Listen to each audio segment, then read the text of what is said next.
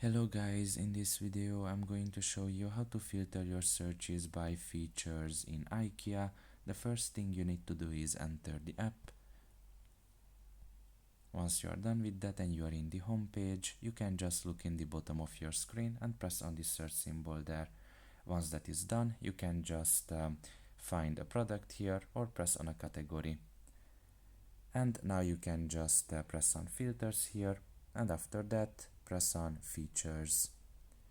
And you can see here the features basically, and you can just select one or two depending how much you want and press on view now, and you will be able to find every item or product here with that filter that you have selected, and you can just check out all of the ones that you're interested in to find what you are looking for.